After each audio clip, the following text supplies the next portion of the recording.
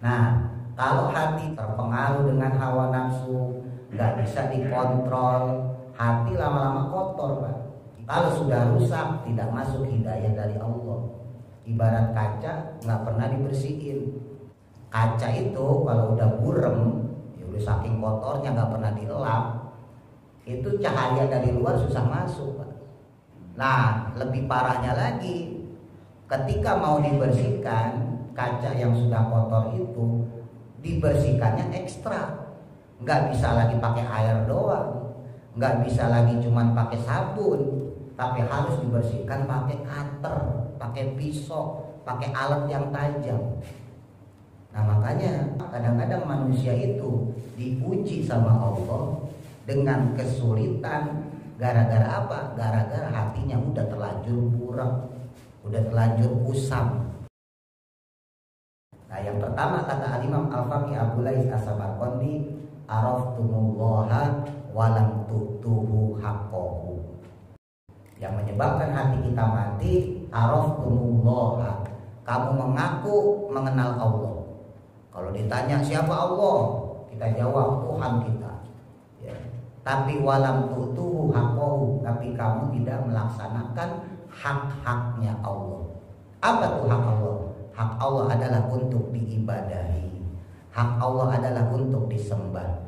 Wa ma khalaqtul jinna wal insa illa liya'budun. Tidaklah aku ciptakan jin dan manusia, kata Allah, kecuali untuk beribadah. Ngakunya sih kita kenal sama Allah, ngakunya sih kita bertuhankan Allah, tapi seringkali duniawi yang kita lebih dahulukan. Seringkali duniawi yang lebih kita utamakan daripada Allah. Kultum, kamu mengatakan annal mauta, bahwa sesungguhnya kematian itu hakun, adalah sesuatu yang benar. Walam tasta'idu lahu, tapi kamu tidak pernah menyiapkan bekal untuk mati. Kalau ditanya mati benar nggak? Bener lah. Semua orang pasti mati nggak? Iyalah, namanya manusia, hewan, tumbuhan, semua yang bernyawa pasti mati. Tapi kita nggak menyiapkan bekal untuk mati. Apa tuh bekal mati? Ya tidak lain tidak bukan ibadah. Kita mungkin nggak kehitung kali ya nyolatin jenazah, nggak kehitung kali kita nguburin jenazah ke perumpung kayak ke kobel segala macem, nggak kehitung mungkin, udah banyak. Tapi seringkali kita lupa.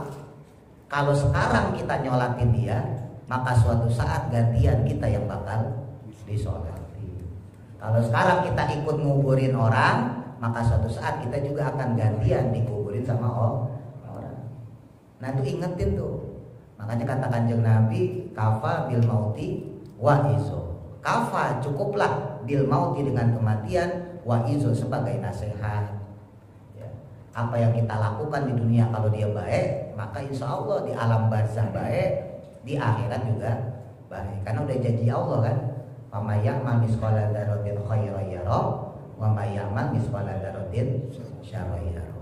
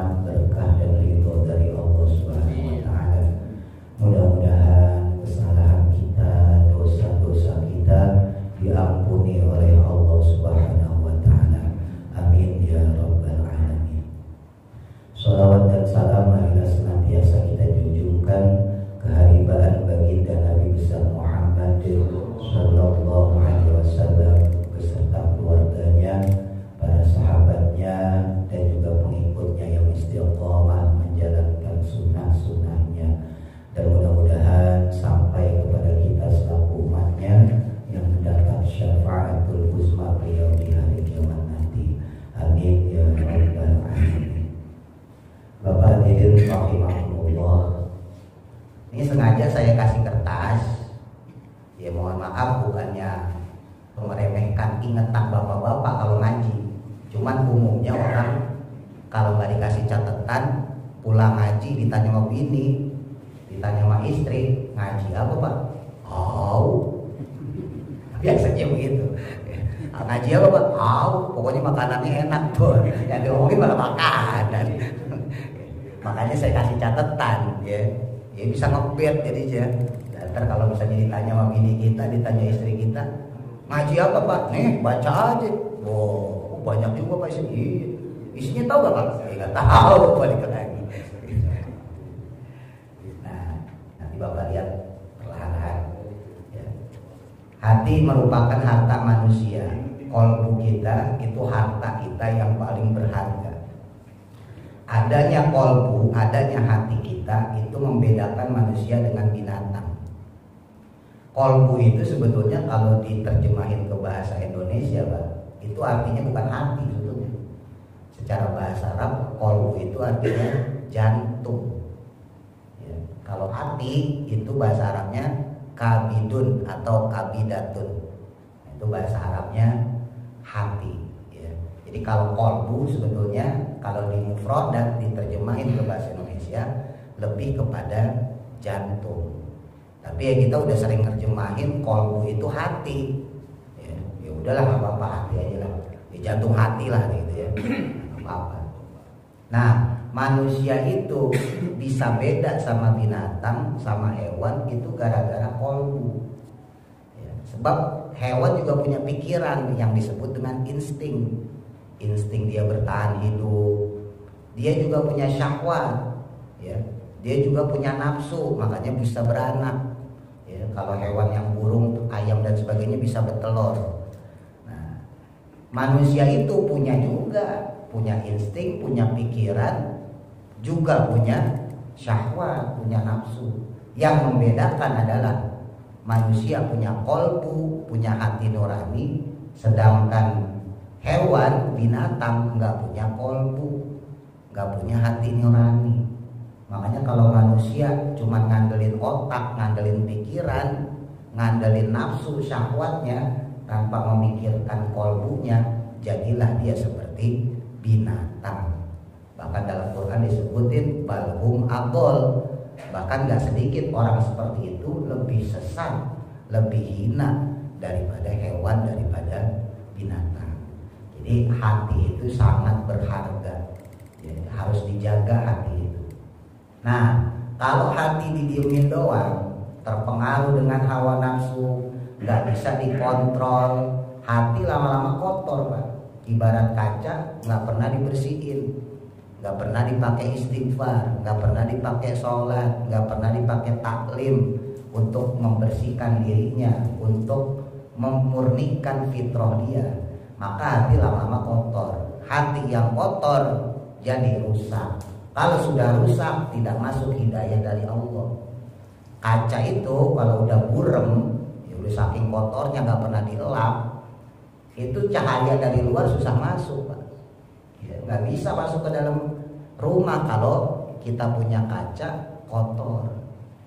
Nah, lebih parahnya lagi, ketika mau dibersihkan kaca yang sudah kotor itu dibersihkannya ekstra, nggak bisa lagi pakai air doang, nggak bisa lagi cuman pakai sabun, tapi harus dibersihkan pakai cutter, pakai pisau, pakai alat yang tajam.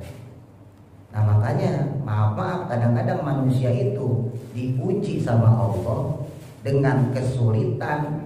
Gara-gara apa? Gara-gara hatinya udah terlanjur burak, udah terlanjur kusam.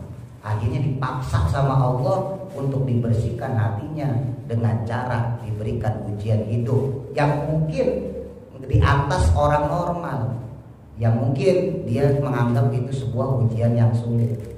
Tapi pada hakikatnya ujian hidup yang sulit tadi, baik ekonomi misalnya, baik kesehatan misalnya, itu tujuannya adalah untuk membersihkan hatinya yang sudah terlanjur gelap. Ya, kalau orang hatinya kotor tapi masih bisa dibersihin dengan mudah, ya bisa dibersihin dengan air saja gitu. Kalau kaca ya bisa dibersihin dengan sabun doang.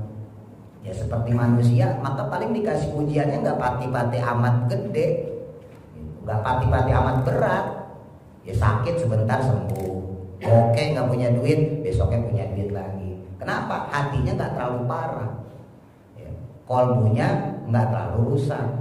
Tapi kalau kolbunya udah terlanjur rusak parah, maka harus diuji dengan cara yang lebih ekstra lagi. Nah, makanya tinggal nanti orangnya mau nggak mensyukuri, mau nggak menerima apa-apa yang ditakdirkan oleh Allah. Nah itulah pentingnya menjaga kolbu kita. Nah hati yang mati itu juga menyebabkan doa-doa tertahan. Doa-doa itu ditahan sama Allah, nggak diijabah. Padahal kan dalam Quran disebutin ud'uni astajib lakum. Ud'uni, doalah kalian kepadaku, astajib lakum, niscaya aku akan penuhi doamu, aku akan kabulkan doamu, kata Allah. Nah kadang mungkin kita suka timbul pertanyaan, perasaan saya udah doa, udah saya udah minta sama Allah, saya bangun tengah malam, tapi kenapa doa saya nggak diijabah? Sebetulnya bukan nggak diijabah Pak, ketahan. Ketahan apa? Ketahan kolbu kita yang kotor.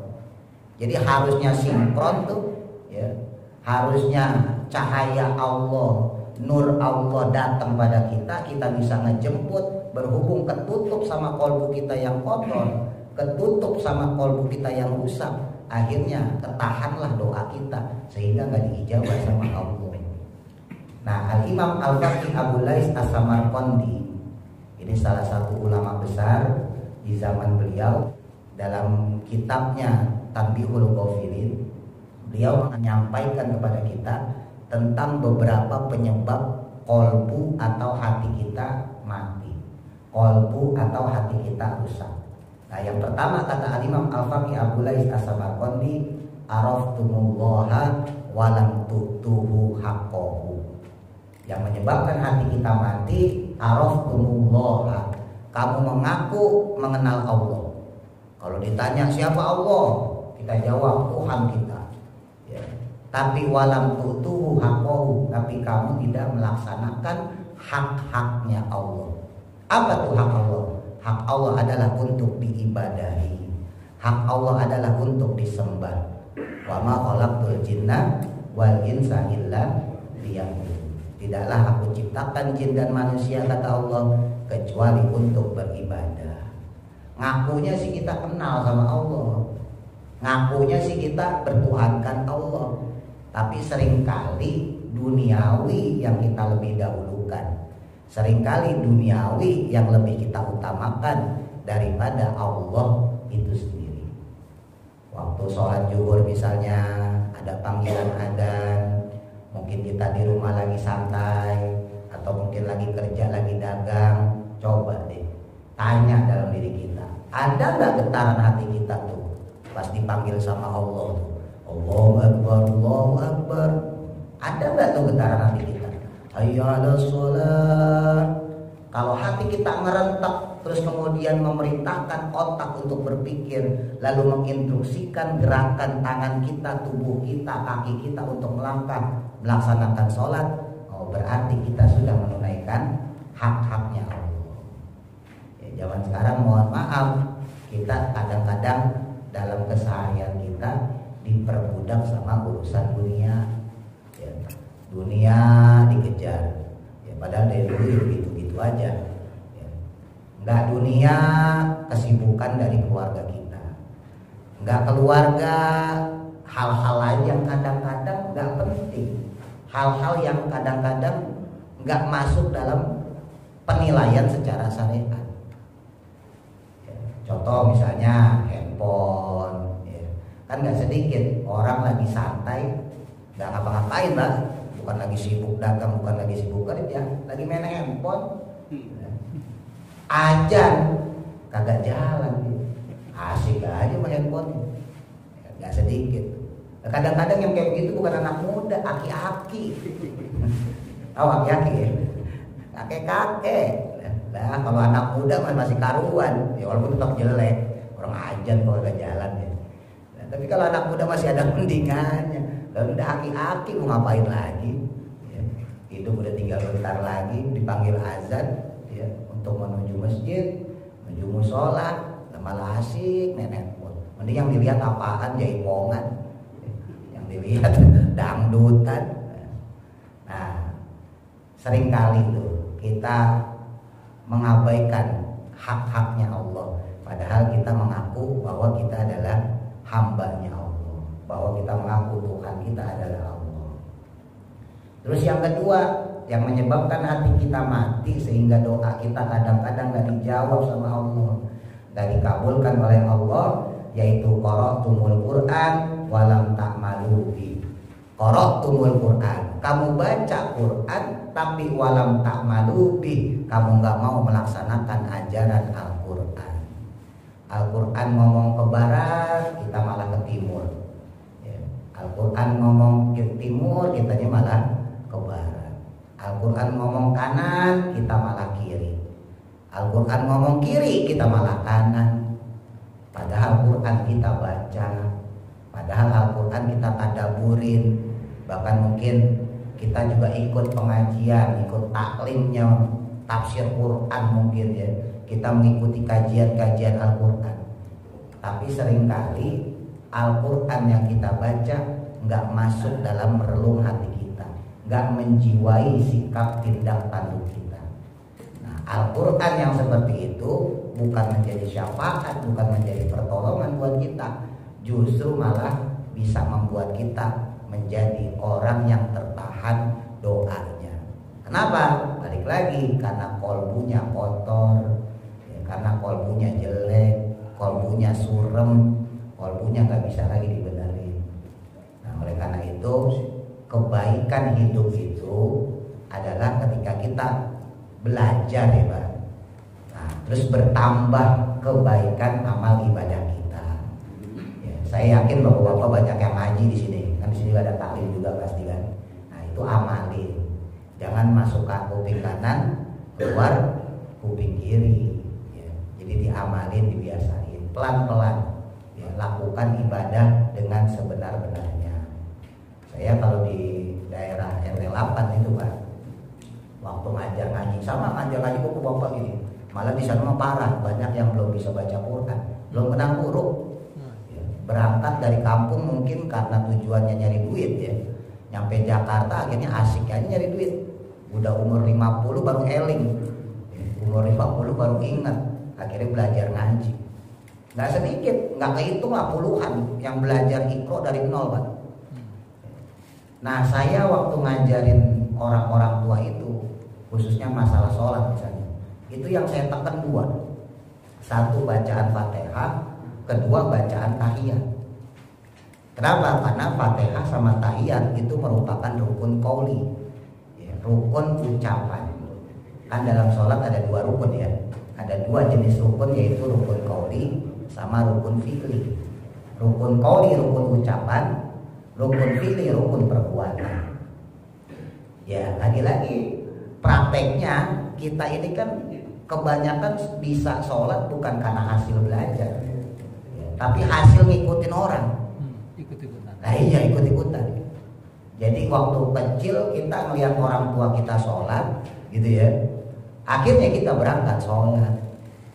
Coba deh, tanya deh pada diri kita, pernah nggak kita nanya sama ustadz kita, nanya sama guru kita, nanya pada seorang kiai misalnya, nanya pada orang alim, orang pinter tentang tata cara sholat kita? Coba, saya yakin di antara kita nggak ada yang pernah sengaja gitu ya, Pak Ustadz tolong lihat sholat saya benar apa enggak. Gak usah sholat, bacaan Fatihah deh. Bacaan Fatihah kita pernah nggak kita setorin tuh? Jangankan surat yang lain, ya, surat yang panjang-panjang, bacaan Fatihah deh. Pernah nggak kita setorin? Pernah nggak kita sampaikan kepada ustadz kita, guru kita, orang alim, supaya bisa dikoreksi kalau salah? Ini contoh kecil aja, berarti mohon maaf ya, kita punya pelajaran yang kita pelajarin dari kecil itu seringkali nggak kepake. Guru saya Ki Abdul Muthalib, orang Cengkareng Pak. Beliau dulu pernah bilang sama saya, Jelani hati-hati kalau ngajarin orang tua. Kenapa Pak Kiai? Orang tua itu cenderung melakukan ibadahnya itu hafalan.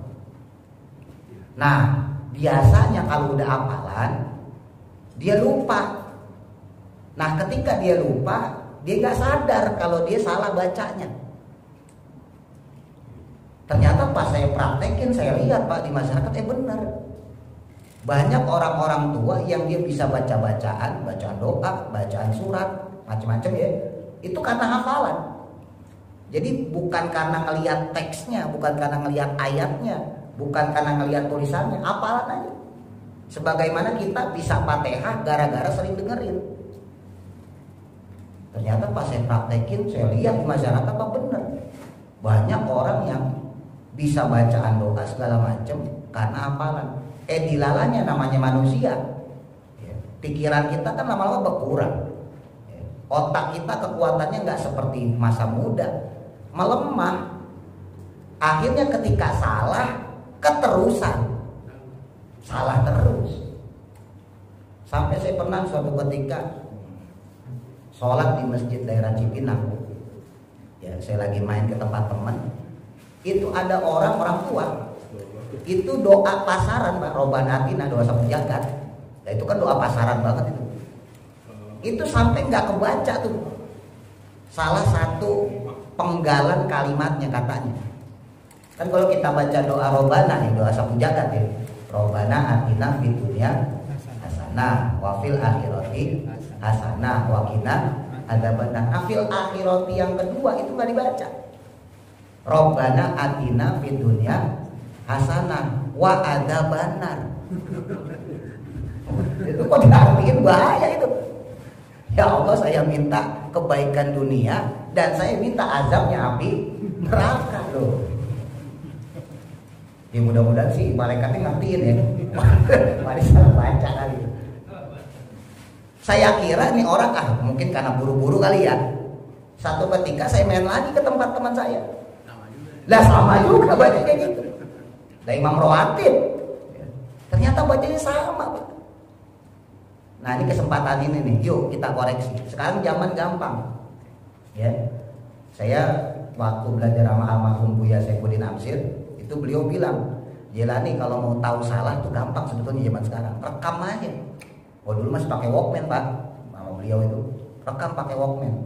Ya. Terus kemudian setel, simak deh tulisan teks ayatnya tuh. Kalau kita hafalan ayat ya, karena waktu itu saya belajar sama beliau, kalau kita hafalan doa ya pakai HP sekarang lebih gampang lagi, rekam itu terus kita lihat teksnya bener nggak hafalan kita yang sekarang dengan hafalan kita yang zaman dulu mah bener, pas hafalin pertama bener, tapi bisa jadi sekarang mengingat otak kita sudah melemah, bacaannya mungkin salah, mungkin bacaannya ada yang lupa, ada yang keliru.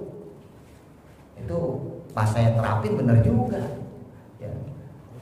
Jangankan maaf kita yang awam bahasa Arab, ya kadang-kadang yang ngerti bahasa Arab aja itu suka keteledor juga. Apalagi kita yang orang awam yang nggak ngerti bahasa Arab. Nah makanya momen saat ini nih saya saranin ya, saya saran kepada bapak semua, ya, coba di otak-atik lagi tuh bacaan-bacaan kita. Ya, kayak Fatihah misalnya, tahiyat misalnya. Makanya tadi saya cerita. Pertama kali yang saya ajarin ke jamaah di sana itu Fatihah sama tahiyat. Karena jujur saya waktu mondok Pak, waktu pesantren, yang pertama harus disetorin itu Fatihah Pak. Ketemu tiap hari sama guru saya, sama kiai saya, itu bacanya Fatihah. Datang Fatihah, belum benar balik lagi. Itu 6 bulan Pak. Fatihah doang. 6 bulan. Jadi ini masalah Fatihah doang aja yang kita baca sering tiap hari, bahkan dalam sholat kita baca terus. Itu aja sering kita salah. Padahal Fatihah itu wajib. Gimana yang sunah-sunahnya, wiritannya, zikirnya. Oleh karena itu yuk, mulai sekarang coba kita benerin bacaan kita. Ya, jadi taklim kita itu, bapak ngaji segala macam itu juga harus mengubah praktek ibadah. Kadang saya suka ngenes, maaf ya.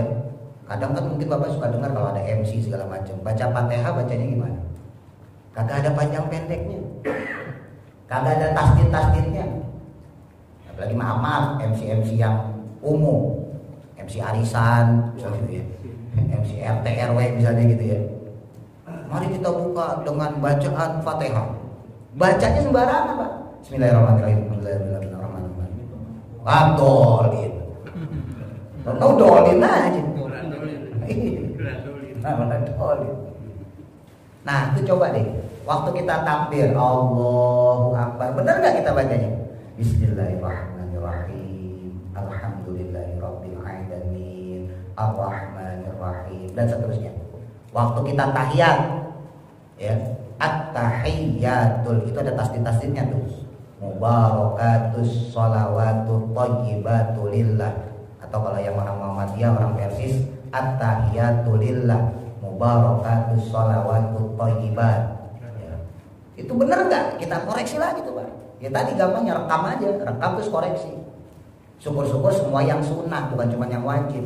Yang sunnah doa iftitah, yang pakai Allahu Akbar kabira walhamdulillah katsira, periksa. Yang pakai Allahumma baik-baini minal khotoya, ya periksa. Jangan-jangan bacaan kita salah. Lah gimana hati kita bisa benar?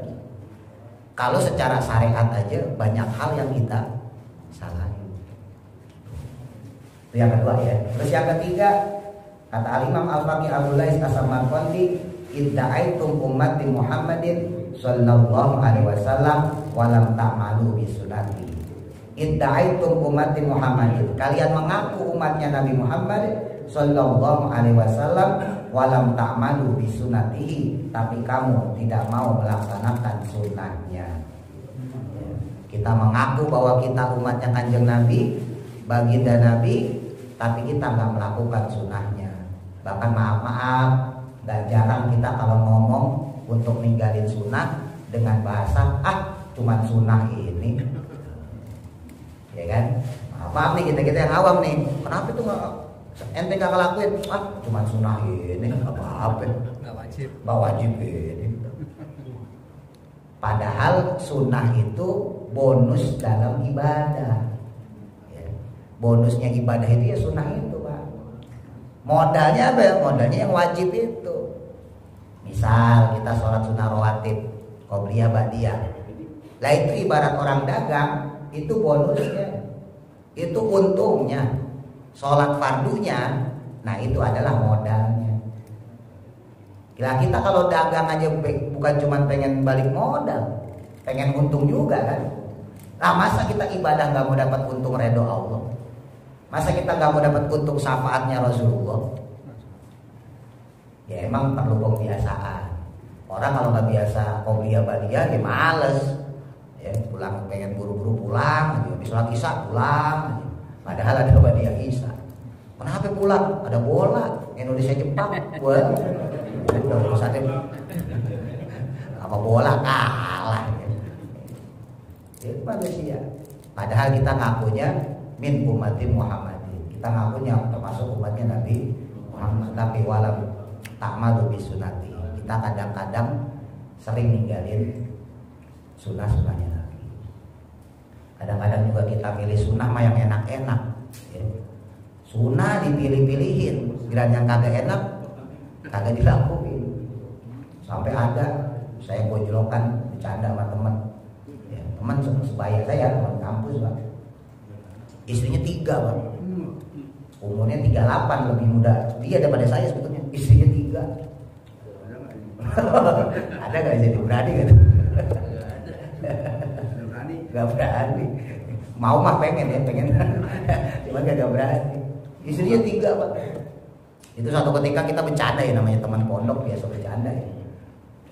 Ente sunnah Nabi dong poligami. Kayak aneh nih, 3 bininya.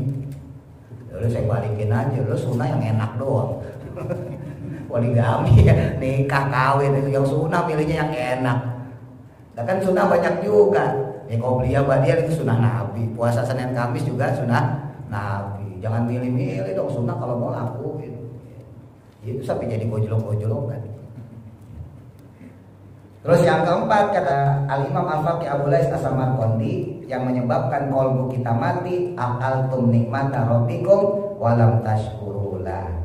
Akaltum, kamu makan nikmata rabbikum, nikmat Tuhanmu, tapi walam tashkurulah, tapi kamu tidak mau mensyukurinya. Oh, ini berat nih.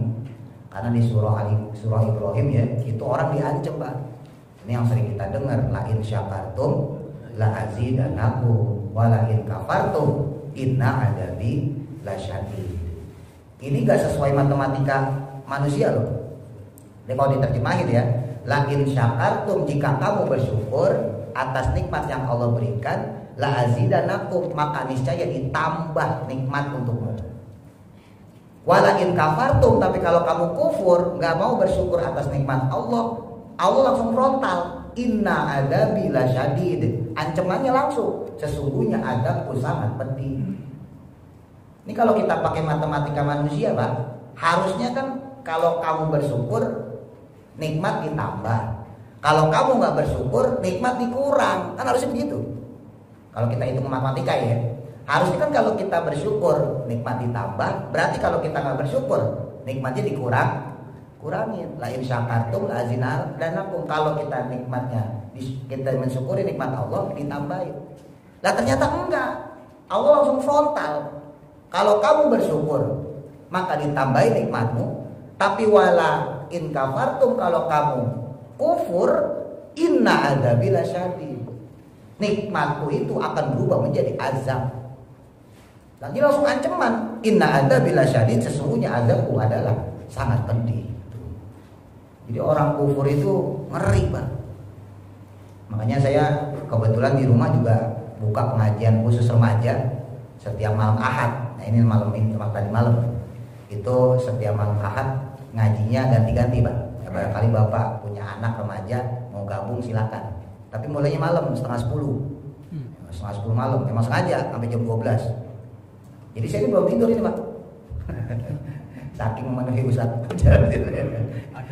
Ada anunya, jemaahnya ada anak-anak remaja usia 15 sampai 35 tahun. Kebanyakan sih yang nikah baru pada nikah. Kebanyakan itu yang baru anak satu. Nah, itu banyak. Kalau mau gabung, Bapak punya anak remaja atau cucu, nah, silakan gabung setiap malam Ahad. Ya, saya waktu itu pernah ngasih itunya ya, Pak Ustaz Jarudin. Itu ngajinya ganti-ganti. Ya, malam Ahad ini kitab Tafsir Yasin. Malam Ahad depan kitab Al-Majalisus Tsaniyah. Tadi malam kitab Fathul Qorib. Terus besok malamnya lagi kitab Syarah Ta'limul Muta'alim. Nah, jadi ngaji Quran dulu, kita baca Quran 1 ayat 2 ayat, kita benerin makhrajnya, habis itu baru mulai ngaji kitabnya. Mulainya setengah 10. Biasanya sih jam 11 kelar. Ya, tapi kalau lagi keasikan kadang-kadang setengah 12 baru kelar. Ya tergantung enaknya aja. Habis itu ngobrol, Pak. Jadi gak bubar. Anak-anak remaja yang mau ngobrol, ayo ngobrol. Saya sediain kopi, Bapak ini. Saya sediain kopi, pisang, macam-macam. Kita ngobrol sampai jam 2. Ada yang sampai jam 3, terserah sekuatnya. Itu tiap malam Ahad. Ya. Kalau Bapak punya anak remaja, mau segala macam. Saya sampai ditanya sama istri saya, ngapain sih bikin acara kayak gitu-gitu kan ngaji. Nah ini saya bilang, ini pentingnya kita menjadi pembimbing, bukan cuma sekedar mengajar. Ya. Ini mudah-mudahan jadi contoh buat Bapak ya. Ini saya mah nyontohin aja. Orang zaman sekarang itu banyak ngajarin, bisa ngajarin, pinter ngajarin, tapi kalau ngebimbing kurang. Padahal kayak remaja-remaja itu juga butuh bimbingan, supaya gak tawuran, supaya gak berantem kalau dia rumah tangga, supaya kalau dia punya anak jadi anak yang soleh-soleha. Itu tujuannya ngaji itu. Makanya saya bela-belain sampai malam. Saya ajak ngomong, udah dia curhat aja tuh. Ada yang berantem sama bininya masalah duit 5.000 perak. Duit 5.000 perak kagak dikembaliin misalnya. Duit dagangan misalnya kagak dipulangin. Nah, kayak gitu. Nah, banyak orang-orang yang suka teledor.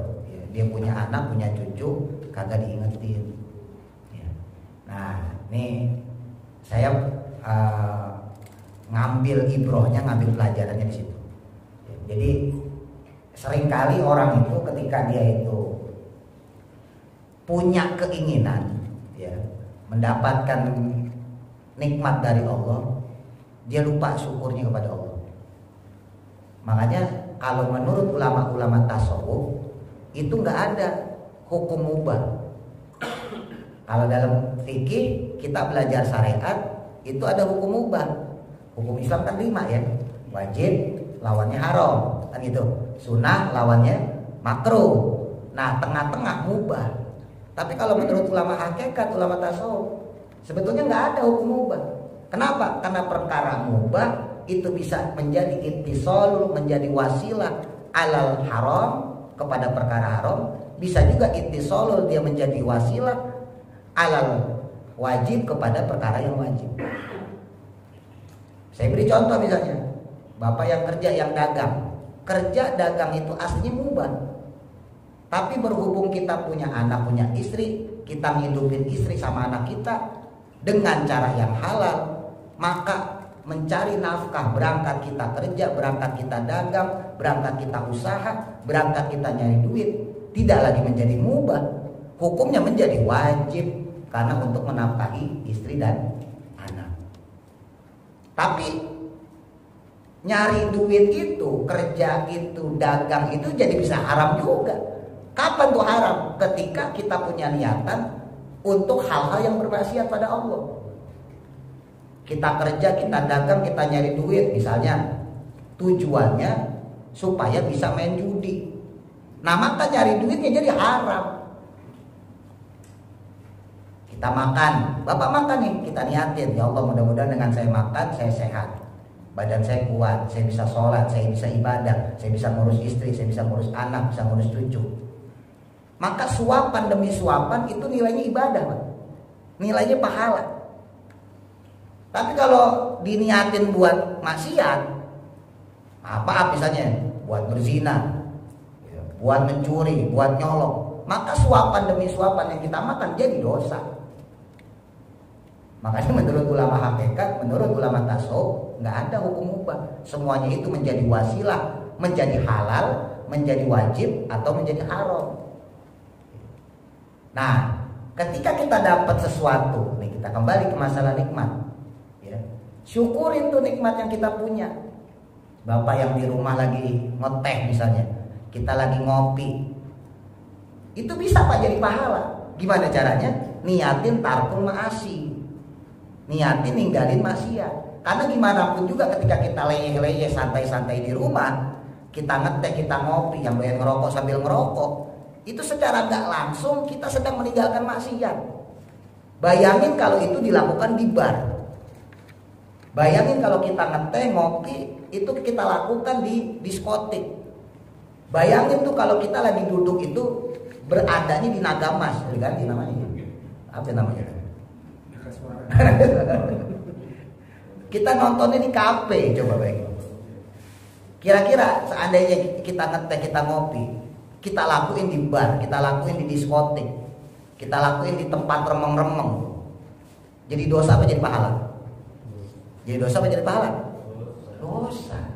Berhubung kita lakuin di rumah, berhubung kita lakuin di pos ronda, berhubung kita lakuin di balai, berhubung kita lakuin di tempat teman misalnya, maka itu gak jadi dosa. Jadi jangan dikira orang kalau ngopi, ngeteh, terus itu perkara mubah. Enggak Pak, itu dapat pahala. Kenapa dapat pahala? Karena secara gak langsung dia meninggalkan maksiat. Karena secara gak langsung dia meninggalkan perbuatan haram. Nah itu syukurin tuh ya. Posisi seperti itu syukurin. Alhamdulillah ya Allah, dengan ngopi di rumah, dengan ngopi di pos ronda, dengan ngopi bersama anak istri saya, cucu saya sudah merasa senang, saya sudah merasa bahagia. Gak perlu saya mencari kebahagiaan datang ke bar, gak perlu saya mencari kesenangan dengan datang ke diskotik, gak perlu ya Allah. Cukup dengan ngopi bersama anak istri saya, kumpul bareng anak istri saya, kumpul bersama teman misalnya, kumpul bersama saudara misalnya, itu sudah membuat saya senang, membuat saya bahagia. Nah itu syukur yang kayak gitu tuh yang mahal ya, yang seringkali lewat dari benak pikiran kita. Terus yang kelima, qultum annal mauta haqqun walam tasta'idu lahu. Yang membuat hati kita mati, kusam, kotor. Qultum, kamu mengatakan annal mauta, bahwa sesungguhnya kematian itu haqqun, adalah sesuatu yang benar. Walam tasta'idu lahu, tapi kamu tidak pernah menyiapkan bekal untuk mati. Kalau ditanya mati bener nggak? Bener lah. Semua orang pasti mati nggak? Iyalah, namanya manusia, hewan, tumbuhan, semua yang bernyawa pasti mati. Tapi kita nggak menyiapkan bekal untuk mati. Apa tuh bekal mati? Ya tidak lain tidak bukan ibadah. Ustaz, nanya supaya nggak lupa. Jadi kalau kita diajak bosnya ya, ke klub, bosnya masuk ke dalam lah. Kita kan anak buah nggak berani kan? Udah saya sini dulu sini aja. Nah, berarti kita dapat pahala ya?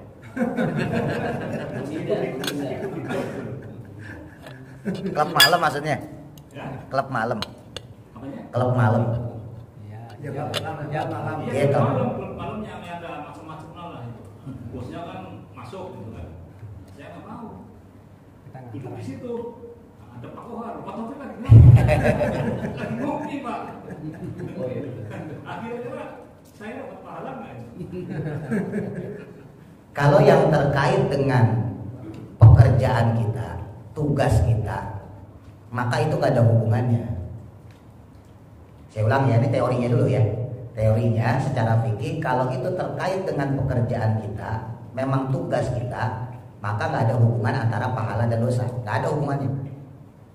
Seandainya kita tugasnya memang sebagai supir pribadi, mau nggak mau kita nganterin bos kita kemana aja dia pergi.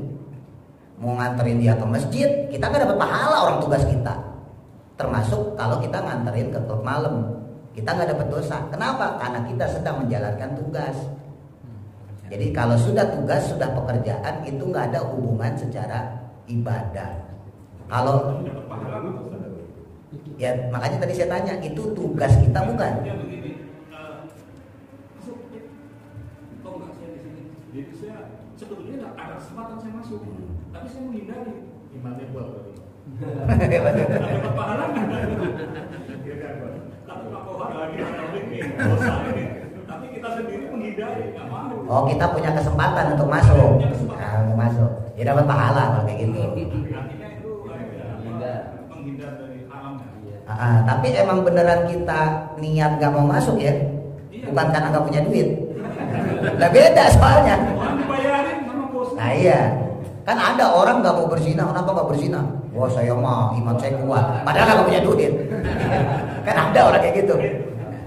Jadi kalau emang dasar iman kita yang kuat, insya Allah berpahala. Ya. Cuman ya tadi, kalau bisa memang dihindari ya hal-hal yang seperti itu, yang mudah menjurus ya. Ya barangkali kita punya teman gitu ya, ahli maksiat. Ya kalau kita udah taubat tinggalin, Pak. Ya, termasuk dalam pekerjaan. Mungkin kita dulu pernah kerja terus sekarang pensiun, tapi teman-teman kita masih begitu. Nah, itu kalau bisa tinggalin. Ya. Nah, nih jadi balik lagi, kematian itu sesuatu yang benar, tapi kita nggak menyiapkan bekal untuk mati. Itu juga salah satu yang membuat hati kita mati. Ya. Kita mungkin nggak kehitung kali ya nyolatin jenazah, nggak kehitung kali kita nguburin jenazah ke perumpung kayak ke kobel segala macem, nggak kehitung mungkin, udah banyak. Tapi seringkali kita lupa kalau sekarang kita nyolatin dia, maka suatu saat gantian kita yang bakal disolati. Kalau sekarang kita ikut nguburin orang, maka suatu saat kita juga akan gantian dikuburin sama orang. Nah itu ingetin tuh. Makanya kata Kanjeng Nabi, kafa bil mauti wa izo. Kafa cukuplah bil mauti dengan kematian, wa izo sebagai nasihat. Ya. Apa yang kita lakukan di dunia kalau dia baik, maka insya Allah di alam barzah baik, di akhirat juga baik. Karena udah janji Allah kan, wa may ya'mal misqala dzarratin khairan yara wa may ya'mal misqala dzarratin syarran yara. Nah itu coba di hati kita ya, coba dikuatin lagi. Yang keenam, iddaitu munajjata minanna. Kamu menyatakan diri ingin selamat dari neraka, tapi waromaitum fiha anfusakum. Tapi kamu lemparkan diri kamu justru ke dalam jurang api neraka.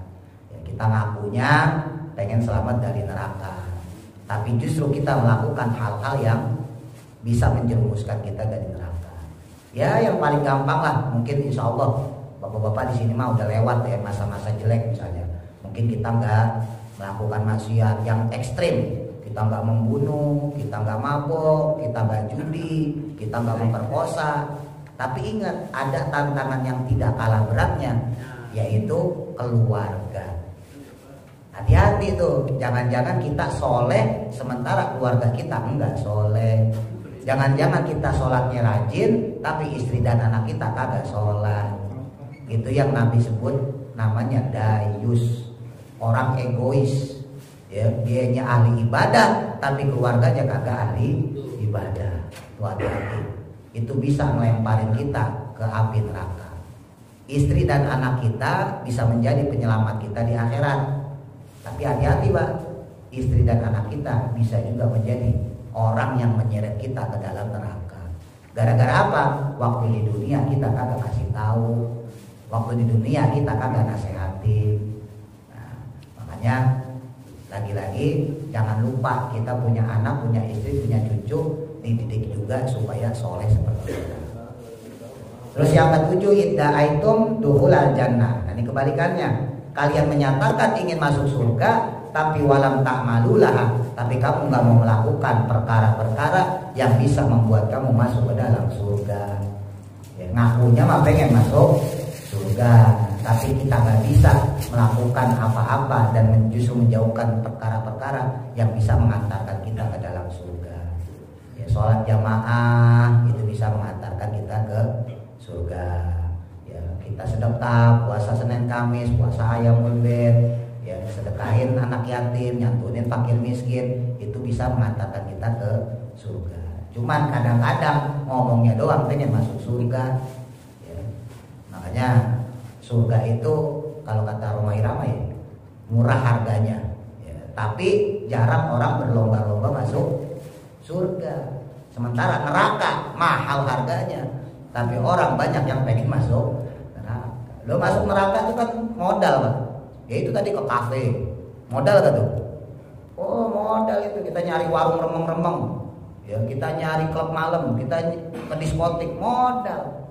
Padahal itu bakal masukin kita ke neraka. Yang modal dibelain sama orang. Dan sekarang yang gratis, masuk masjid gratis, ya kan? Ngaji gratis, itu nggak kita lakuin, males. Ya. Sampai-sampai ada guyonan tuh di kiai-kiai Jawa Timur tuh ngomong, mungkin suatu saat masjid itu perlu bayar kali ya, buat masuk sholat gitu. Kenapa? Orang kalau umroh haji serius. Orang ya bapak-bapak kalau udah pernah umroh atau haji ya, itu rata-rata menjalankan ibadahnya serius loh. Dari manasiknya, ya, berangkat ke pondok gede misalnya gitu, atau belajar di suatu rumah ruangan, oh nih tawafnya begini, oh sa'inya begini, lempar jumroh begini, itu serius. Untuk umroh, untuk haji serius. Kenapa? Bayar.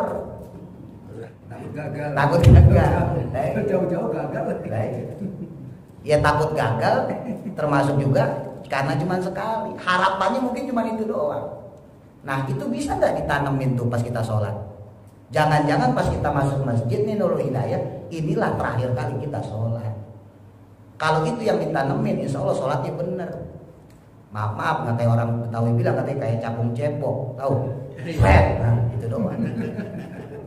Sholatnya buat gitu ya. Hati-hati. Makanya tadi saya ngomong, buat kita yang awam gak usah yang tinggi-tinggi lah. Fatihah benerin, tahiyat benerin, at-tahiyyatul mubarakatus sholawat, dan seterusnya itu. Ya. Tasbih-tasbihnya, ya. Jangan bacanya kayak sapi makan rumput.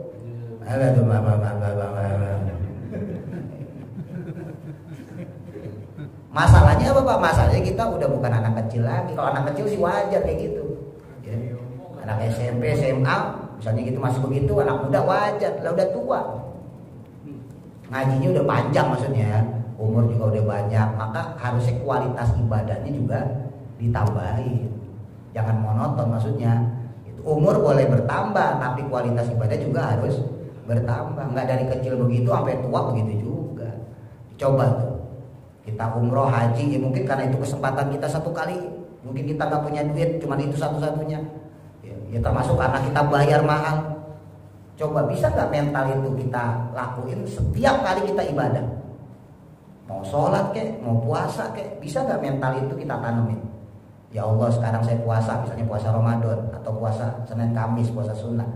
Mungkin inilah puasa terakhir saya. Supaya benar-benar ngelakuin ibadahnya serius, maksimal. Nah, kalau orang pengen masuk ke dalam surga, pengen dapat ridhonya Allah, nah maka orang tersebut juga harus mempersiapkan bekalnya yang bisa menyebabkan dia masuk ke dalam surga. Terakhir kata Al-Imam Al-Faqih Abu Lais As-Samarqandi, yang menyebabkan kalbu kita mati, rusak, sehingga doa kita tidak diijabah oleh Allah, tertahan. Dafantum mautakum walam ta'tabirulah. Dafantum, kamu menguburkan, mautakum, orang-orang mati di antara kalian, walam ta'tabiru, namun kalian tidak bisa ngambil ibrah, gak bisa mengambil pelajaran laha padanya. Tadi itu sama kayak masalah nganterin orang meninggal.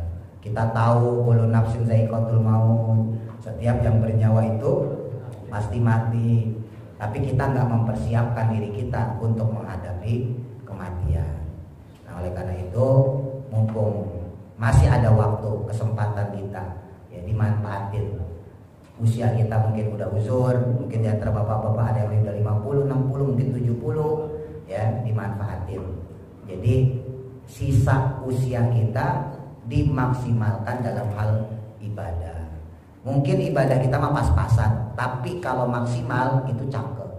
Mungkin kita cuma bisa melaksanakan sholat 5 waktu, mungkin cuma qobliyah ba'diyah, nggak kayak ulama-ulama, nggak kayak wali-waliullah. Mereka mah bisa sampai bangun malam tahajud, sholat witir, sholat hajat, sholat duha, berbagai ibadah dilakuin. Kita mah mungkin ibadahnya pas-pasan, cuma sholat 5 waktu, mungkin puasa juga Ramadan doang, nggak pernah puasa Senin Kamis. Ya sedekah juga mungkin masih milih-milih, ya. Tapi usahakan itu menjadi bagian yang maksimal dalam hidup kita. Ketika kita bisa memaksimalkan ibadah, insya Allah qalbu kita lama-lama akan bersih. Kalau emang kotor, perlahan-lahan insya Allah akan bersih. Dan ngebersihinnya nggak sulit. Ya balik lagi kayak tadi, ngebersihinnya gampang. Cukup pakai air ibarat kaca, pakai sabun bersih. Kenapa? Kotorannya nggak parah. Tapi kalau kotorannya terlalu banyak, kotorannya terlalu penuh, maka membersihinnya juga susah. Mungkin itu aja yang bisa saya sampaikan. Kurang lebihnya mohon maaf.